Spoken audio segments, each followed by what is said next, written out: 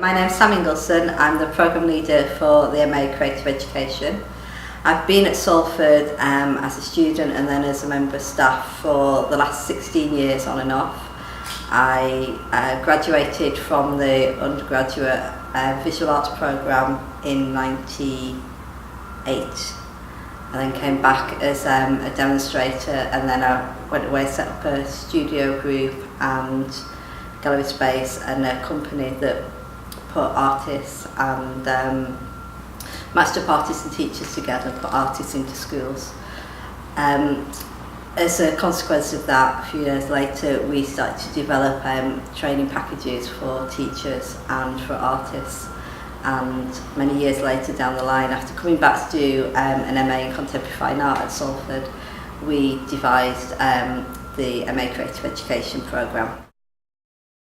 The MA Creative Education programme is a fairly new programme. It's a 3-year part-time programme, and it's aimed at either teachers or artists who are interested in collaboration and sharing learning with other people. So whilst it's called MA Creative Education, we see it as appealing to people around the ideas of collaboration. So people who are interested in sharing ideas and communicating their ideas, whether that's their own art practice or whether that's in a more formal classroom setting or whether it's in museum or gallery education.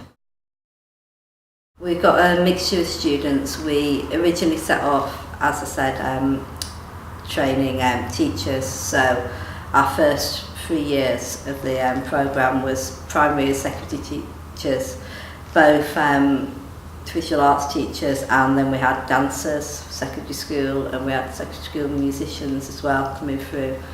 Then as the course has progressed, last year we took on our first intake of artists, and these are very much artists who are interested in working in educational settings. So artists who've maybe had experience before of doing residencies in schools, or working in museums, or working in a community arts setting. But they're very much for artists who want to develop their own art practice further, but be able to apply that art practice to the workshops and take their own themes and interests, rather than just maybe just doing a sort of one set workshop in a lot of different places. This is about developing strategies in order to take their art practice into other settings. And with the teachers, on the flip side, it's very much about them rediscovering their own creative processes and developing those creative processes and applying them back into the classroom setting.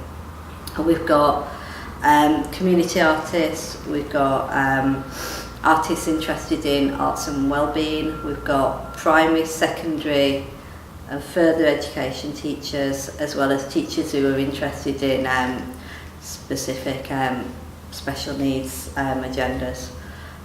So it's a really, really good cross of cohort, and I think that's one of the really dynamic things about the course, is that you've got a lot of different people from a lot of different settings, and the sort of joint knowledge that comes as part of the course just from the cohort is really valuable in terms of it being really current to the sort of arts and education sector.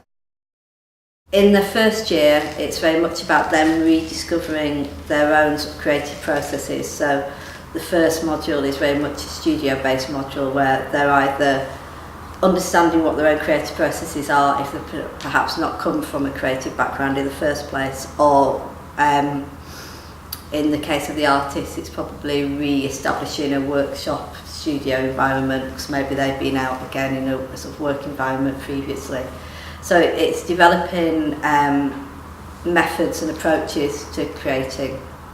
Then they start to work within live placements. So in terms of work placements, we've got currently a higher education teacher who's working on a community project with some members of the Salvation Army. We've got an artist who's working on the Orwell Sculpture Trail. We've got 2 other artists who are working one in a college and one in a secondary school. Then we've got some of our teachers who are applying their projects to their own school environments rather than going to other places, because one of the other aspects of the course is that it's involves the Salford's work-based learning framework, which is very much about being accredited for the work that you're doing professionally in your job in the first place. So those will be the teachers who are working currently in their own jobs but are able to put additional input and reflect on their practice, and it's that reflection on their practice that gives them those additional credit. Because it's a fairly new course and it is a 3-year part-time course, we've only had our first lot of graduates come away in June last year. They were all teachers because that was the first cohort.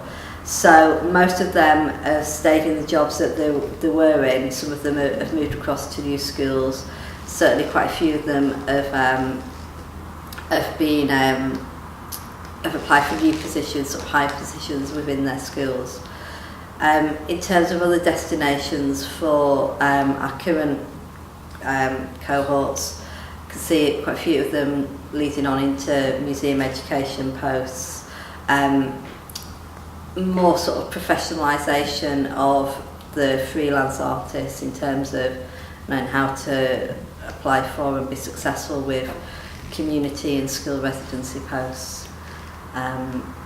And like I say, because some of it is about accrediting and developing on the job work anyway, it's just about putting their skills back into the workplace. Certainly all the students who graduated last year were really sort of re-motivated in terms of their own sort of the jobs that they still had. They had a lot more sort of enthusiasm for it anyway.